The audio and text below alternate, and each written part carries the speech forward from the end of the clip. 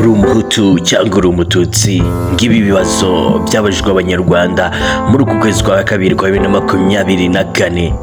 Ibi ni ibibazo utakiyumvisha gusa byabajijwe abanyarwanda muri uku kwezi kwa Gashyantare 2024. Leta y'u Rwanda nayo iza nk'inarengazi ita umunyarwanda ni don't touch.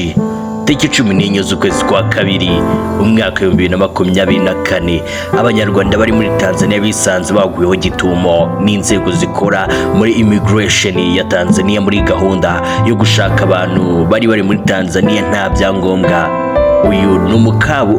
Uyu ni umukwabo usanzwe aha mu gihugu cya Tanzania. Abanyarwanda n'abandi bantu benshi harimo abarundi, abanyamozambike, Uganda, Kenya bari muri Dar es Salaam ahantu hatuye cyane hitwa Kawe. Abanyarwanda bafashwe bari bacumbitse ahantu hitwa Victoria Ina.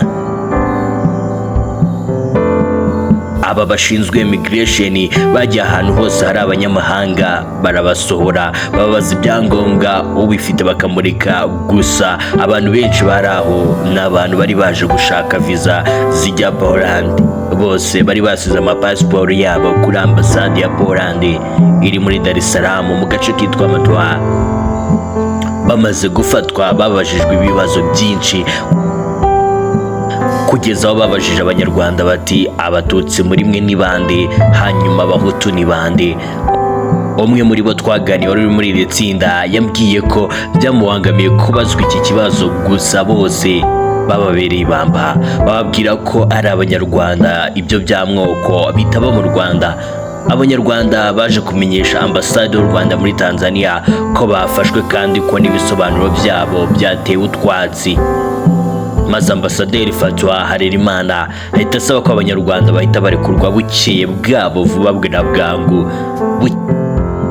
Bukeye bwaho vuba na bwangu. Nyuma yaho bagaragarije ko abafashwe ari abanyarwanda kandi bafite ibyangombwa. Bukeye bwaho kuri tariki 15 z'ukwezi kwa kabiri uyu mwaka wa 2024 bahise babarekura. Ambasade y'Abarundi ntacyo yakoze ku Barundi, ahubwo sekreteri wa ambasaderi w'u Rwanda muri Tanzania yoherejwe na ambasaderi nabo barabafunguza nk'abavandimwe. Abanditse ngo abanyarwanda bari gufungwa muri Tanzania no kubeshya babyandika mu nyungu zabo bwite, bashaka kugaragaza ko ibintu mu Rwanda no hanze byacitse. Aba banyarwanda barafunguwe bakomeza gahunda zabo nk'ibisanzwe. Nanaboneraho gushimira Rwanda Ntesa, Rwanda FA hamwe na ambasade Fatwa Harerimana kubera ukuntu umunyarwanda yahishijwe agaciro, especially muri Tanzania, uko ambasade n'abakozi bayo bitwaye. Murakarama, twababaye bihagije. Abantu bose bagomba kumenya ko umunyarwanda ari don't touch, ni don't touch kabisa.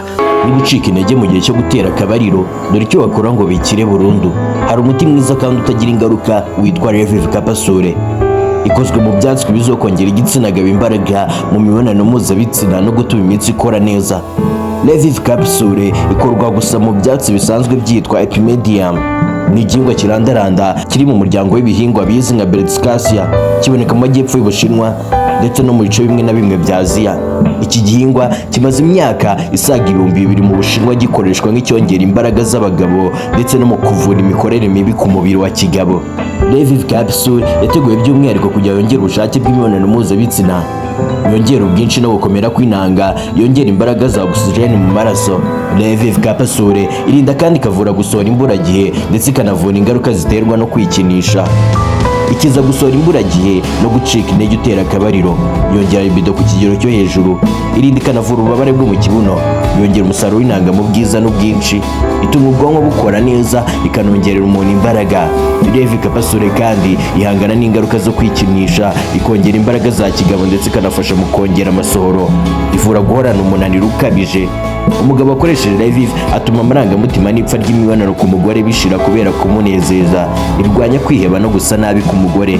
Nta ntonganya, nta n'ubwumvikane buke cyangwa guca inyuma biba mu rugo. Uwo mukoranye imibonano mpuzabitsina uguma mu mutima we kandi agakomeza kuguhimbaza nk'Imana y'urukundo rwe mu buzima bwe. Gukoresha Revive bigufasha gusohora mu gihe ushaka gusohora, ibyo bikakurinda gupfa uwo muhuye.